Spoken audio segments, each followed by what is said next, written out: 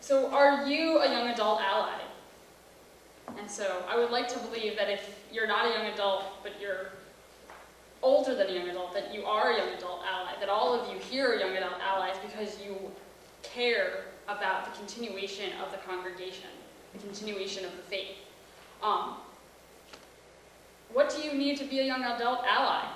It's not, there's no special training, it's not rocket science, it's just listening to young adults, listening to their needs, listening to their concerns, listening to them when they rant and rave about not being accepted at the table, making a space for them, allowing them to be a part of intergenerational work, and also allowing them time to be amongst their own age, allowing for both groups, and not just pushing one young adult onto another young adult, but saying, how can you help with our kids? How can you help with our soup kitchens and our social action?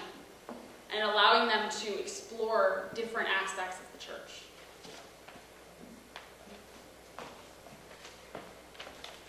And that, that to me speaks to one of our, we have such a tremendously hospitable theology, but sometimes our congregations are not as welcoming as we would like them to be.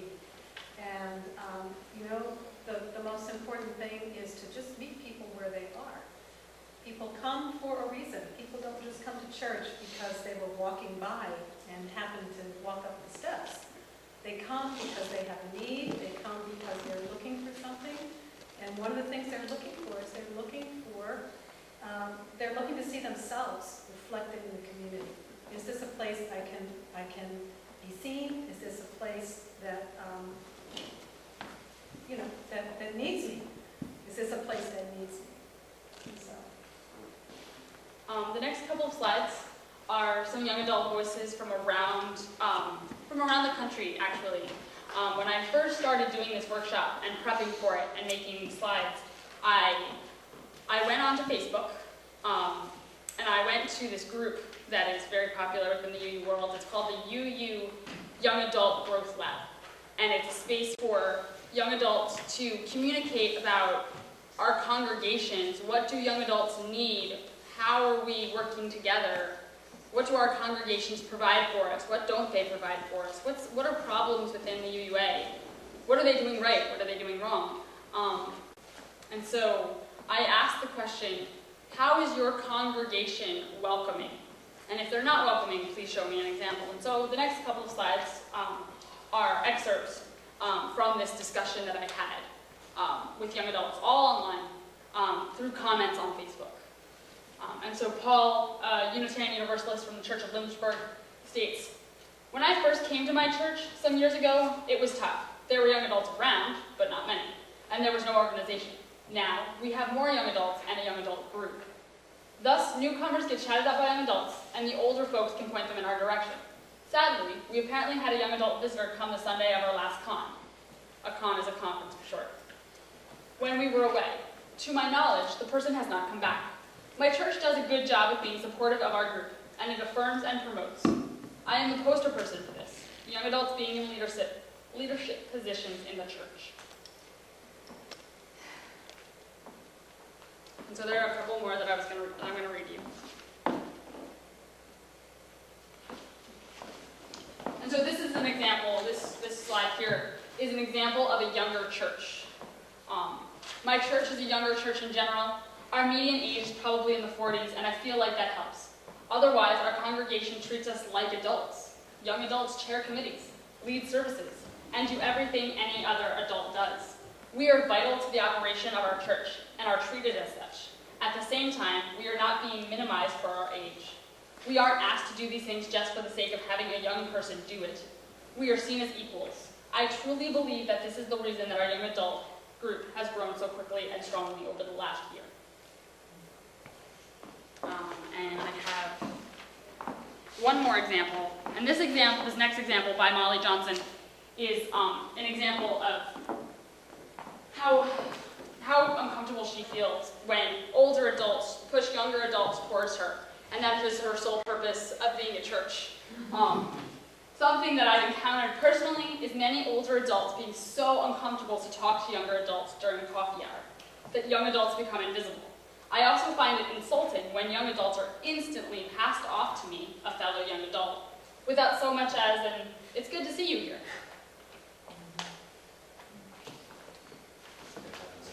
It does. It does. Yeah. So is anybody sort of this? What resonates in those stories for you in your either your own experience as a young adult or in what you've observed in your congregation? They all resonate with me, and I am just finishing the young adult area, so I see myself in a lot of those. And it does come back to the overall structure of the church itself is exceptionally important, because even one who says, you know, my church is a younger church, we're standing up and it's been a year and things are going great, if that person gets burnt out, the entire thing may fall apart, and 2 years from now, it's nothing like that. So I've been going to my church since I was 7, and I don't feel like talking to brand new people all the time. So when people are constantly pushing young people who are in my age bracket to me, I like that sometimes, but I don't like it all the time. And so it comes from the top. The whole church has to be committed. Otherwise, exceptional people come through and light up brightly and then burn out and move on.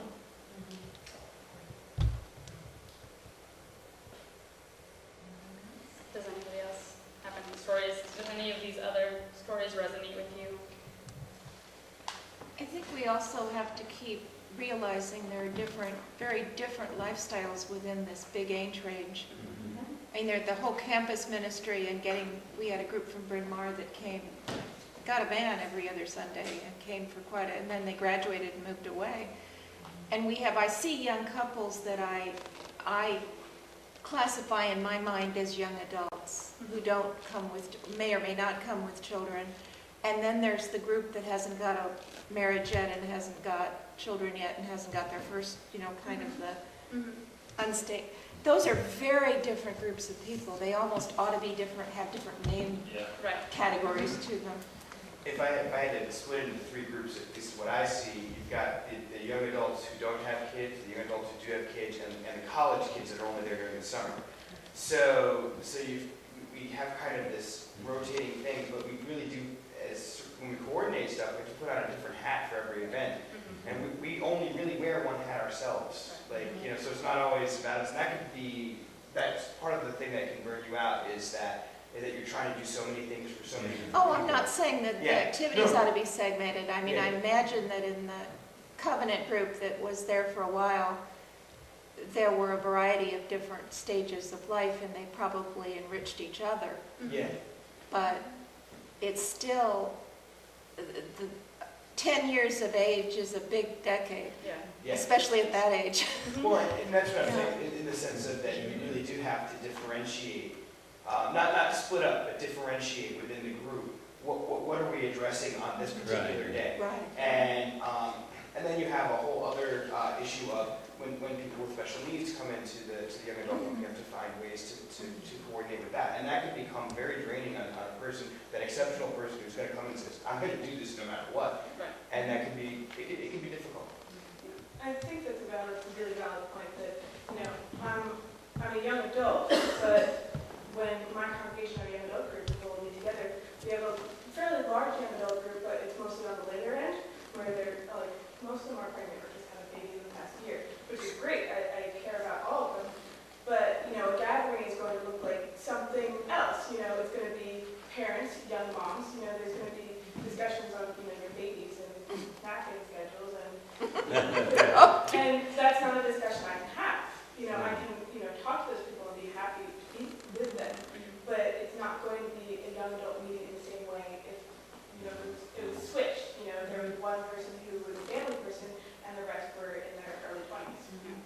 And so they shouldn't be segregated, but it should be kept in mind, what's it going to look like? And how does that affect the players? As someone who's later on, because that's it, I realized the same thing because I'm in a totally different category, whereas I'm almost aging out of a young adult age range. And the kids thing, that's another thing. we struggle with, I mean, you know, do we find childcare? Are parents trying to get away from the kids for the evening? Or, you know, what do we do? And I'm, as someone who doesn't have children, it's hard for me to relate to those issues sometimes.